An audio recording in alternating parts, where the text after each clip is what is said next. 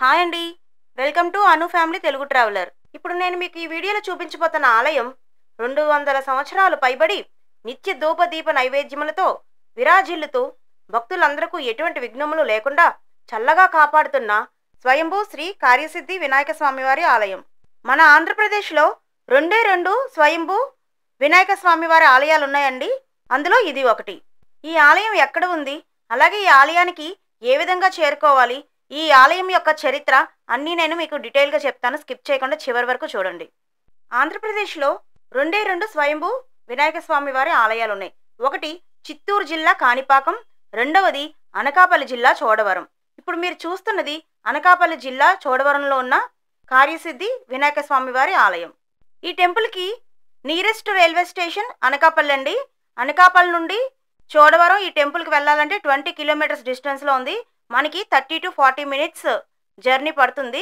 Number of buses అయితే అనకాపల్లి నుండి చోడవరానికి ఉంటాయండి. అలాగే ఈ టెంపుల్ కూడా చోడవరం మెయిన్ రోడ్లోనే ఉంటుంది. నియరెస్ట్ ఎయిర్పోర్ట్ అయితే వైజాగ్ ఎయిర్పోర్ట్. వైజాగ్ ఎయిర్పోర్ట్ నుండి చోడవరం టెంపుల్కి 50 కిలోమీటర్స్ డిస్టెన్స్.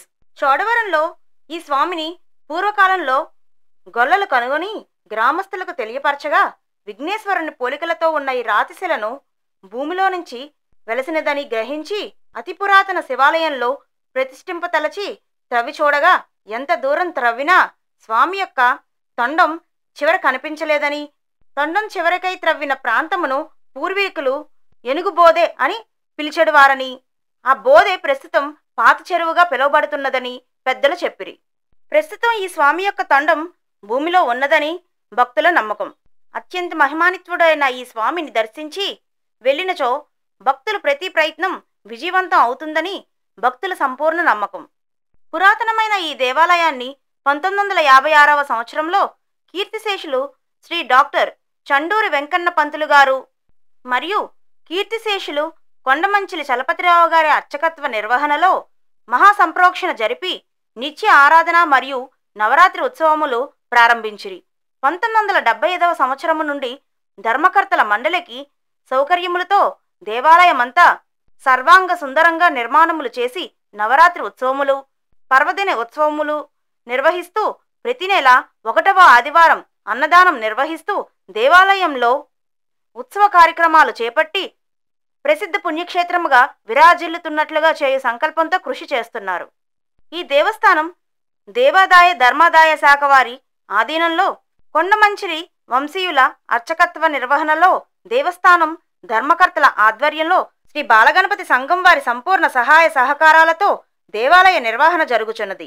ఈ స్వయంభూ విఘ్నేశ్వర స్వామి వారిని భక్తులు ఏ కార్యమైనా తలపెట్టి స్వామిని దర్శించి వెళ్ళినచో ఆ ప్రయత్నం తప్పక నెరవేరుతుందని, అందులోకే ఈ స్వామిని కార్యసిద్ధి గణపతిగా కూడా పిలుస్తారు. ఈ ఆలయంలో జరిగే ఒక మహా అద్భుతం గురించి ఇప్పుడు చెప్తాను, జాగ్రత్తగా వినండి. ఈ ఆలయంలో ప్రతిరోజు సాయంత్రం సంధ్యా సమయంలో సూర్యకిరణాలు స్వామివారిపై ప్రసరింపబడతాయి. సంతాన ప్రాప్తికై ఈ ఆలయంలో దేవవృక్షము నాగమల్లి చెట్టును దర్శిస్తే తప్పక సంతానం సిద్ధిస్తుందని ఇక్కడ ప్రజల నమ్మకం.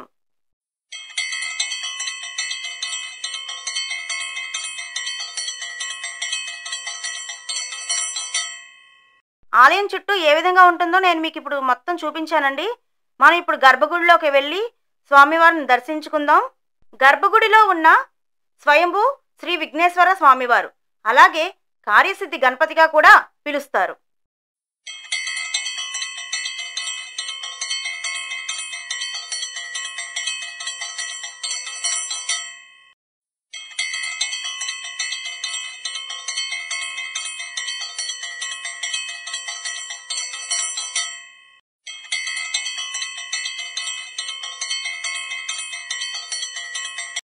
ఈ ఆలయ ప్రాంగణంలో సంతోషిమాత మందిరం కూడా ఉందండి.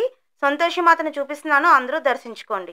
అలాగే ఈ ఆలయ ప్రాంగణంలోనే పురాణ సహిత కళ్యాణ మండపంలో ప్రతిరోజు కూడా సాయంత్రం సత్సంగం జరుగుతుంది. ఈ ఆలయంలో భక్తుల కోసం పరోక్ష సేవలు కూడా ఉన్నాయండి. నిత్య పూజకి మనం 300 రూపాయలు చెల్లించాల్సి ఉంటుందండి. అలాగే పంచామృత అభిషేకం ప్రతి బుధవారం జరుగుతుంటుంది, దానికి 100 రూపాయలు చెల్లించాలండి. అలాగే శుద్ధ చవితి, బహుళ చవితి రోజు హోమం జరుగుతుంటుంది, దానికి కూడా మనం అమౌంట్ ఉంటుంది, దానికి కూడా మనం చెల్లించవచ్చు. మన గోత్రనామాలతో పూజ చేస్తారండి వాళ్ళు. అలాగే ఆలయానికి సంబంధించిన ఫోన్ నెంబర్స్ అన్నీ కూడా ఉన్నాయి. మీకు ఏదైనా డౌట్స్ ఉంటే కూడా మీరు వాళ్ళకి ఫోన్ చేసి కనుక్కోవచ్చు. ఇంకా టెంపుల్ టైమింగ్స్ విషయానికి వస్తే ఉదయం 6 గంటల నుండి మధ్యాహ్నం 12 గంటల వరకు, అలాగే సాయంత్రం 5 గంటల నుండి రాత్రి 9 గంటల వరకు. స్వామివారి ఆలయం బయట శ్రీ వేణుగోపాల స్వామివారి ఆలయం కూడా ఉందండి. ఆ ఆలయాన్ని కూడా దర్శించుకోండి. చాలామంది వీడియోని సబ్స్క్రైబ్ చేయకుండానే చూస్తున్నారండి. సబ్స్క్రైబ్ చేసుకోండి. అలాగే లైక్ చేయండి. మీకు తెలిసిన వాళ్ళందరికీ కూడా షేర్ చేయండి. మీరు లైక్ చేయడం వలన మీ ద్వారా మరో 10 మందికి వీడియో రికమెండ్ అవుతుందండి. అందుకే అందరూ తప్పకుండా లైక్ చేయండి. Thanks for watching.